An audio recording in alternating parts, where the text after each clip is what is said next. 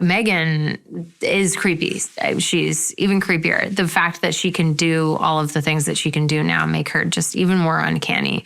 Amelia is terrifying. The menace you feel coming from her, that is like very real and formidable. I don't see her as a psychopathic robot. I see her as somebody who is trying to understand her own identity, her own wiring, and trying to understand why she was put into this world in a way that is quite cruel and traumatizing, why she has the limits that she does. So I don't see Amelia as a psychopath at all. Or rather, the psychopathic parts of her exist for a reason. So Katie loved M3GAN in the last one. They had a very big friendship, and it was very hard for Katie to get rid of M3GAN. But in this movie, everyone's telling like M3GAN is nothing more than like a bunch of ones and zeros, but Katie doesn't think that's true. She thinks that the relationship is totally real, and this voice inside keeps telling her that.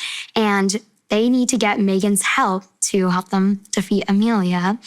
And I think Katie's actually very happy to have M3GAN back on the team. You'll see that in the film. The last shot of the first movie is the pulsing light of the smart home device. And it turns out, yes, M3GAN has put herself in there, and she's just been there. She's just been chilling for years, watching Gemma mess up and waiting for the perfect moment to step in and save the day as the hero she is. When it came to designing M3GAN 2.0, we didn't really want to lose what people loved about her. We played around with different hairstyles and looks and things like that. But ultimately, we felt like anything that moved too far away just didn't feel like M3GAN. So we were very careful to retain all of those things. So Adrian brought on Mark Satrakian, who's a bit of a animatronics, robotics kind of whiz. And he has this software that he built himself. And he was able to take all of M3GAN's lines and recalibrate all of her functions so that she would actually have a much closer lip sync this time. So,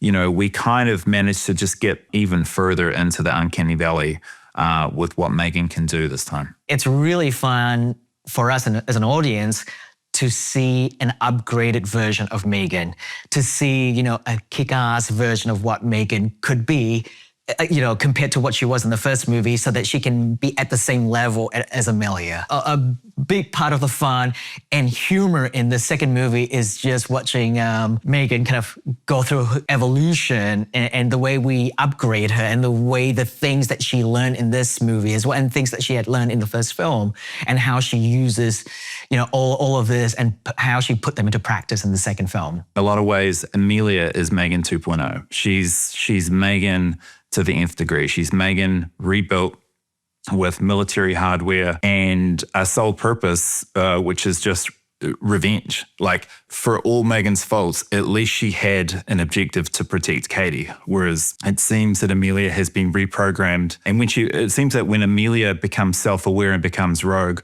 all she has is animosity to those people that created her, tortured her, treated her as a slave. And so it becomes this interesting thing of, we create these robots to do our bidding, and if they become, self-aware, what are their feelings going to be towards us? Our relationship with Amelia evolves, obviously, with the amount of information we have about her as a character. Initially, what we think is that she is just a step above what we knew was possible in terms of AI. She's an infiltration droid. That's how she's sold to the government anyway, who in theory just comes into a bunker, a space where there are a lot of threats, where we wouldn't want to send a human agent in necessarily. She's able to survive anything that humans couldn't, and is able to carry out a mission with minimal casualties. Throughout the storyline, we see her beginning to question her own autonomy. She is, to me, not simply a villain, but a being grappling with existential questions in a world that may not be ready for her existence just yet. When I first saw Ivana's audition tape, I was blown away. She has this chilling ability to capture curiosity in a controlled and mechanical way. When we were looking for who was going to play Amelia, it was really difficult because we wanted her to be as iconic as M3GAN, but not in the same way, and almost like a dark mirror to M3GAN in many respects. And we really found that in Ivana. She has this incredible intensity to her and emotion as well. And what was really funny is she brings so much to her character. She feels things so much. She can't help but kind of start crying when she's performing, but robots don't cry. So we had a sort of, we had to do some work in visual effects to make sure that she can feel those things, but without actually glassing up. She just commits to everything, and she really trains hard. There were so many sequences that relied upon her having a really unnatural physicality, and she spent so much time with the movement coach and the stunt team to figure out how to do all of these things with the grace of, a robot. There's more killer dolls, bigger fight sequences for sure, and bigger sets and cooler sets.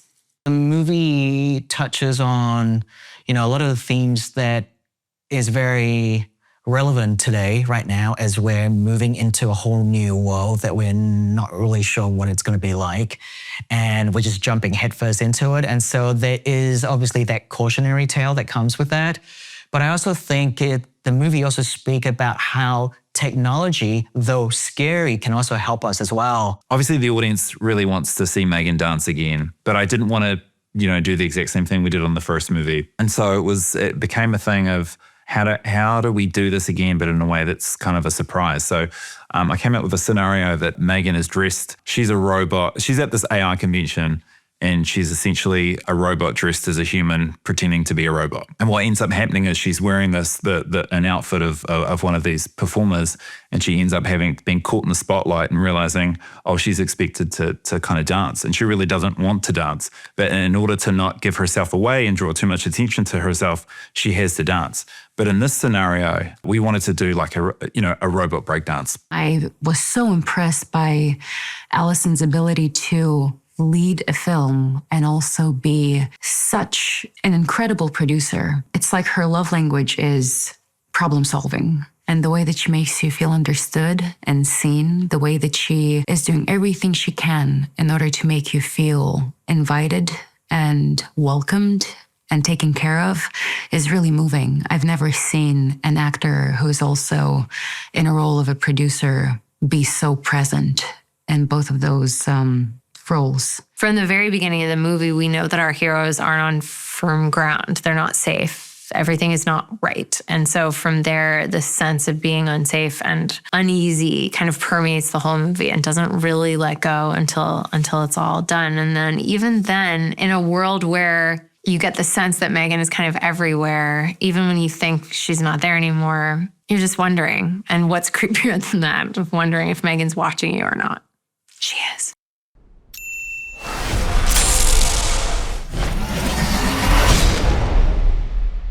Bravo Tango Charlie to base camp. Do you copy? I got all kinds of cool stuff. 3, 4.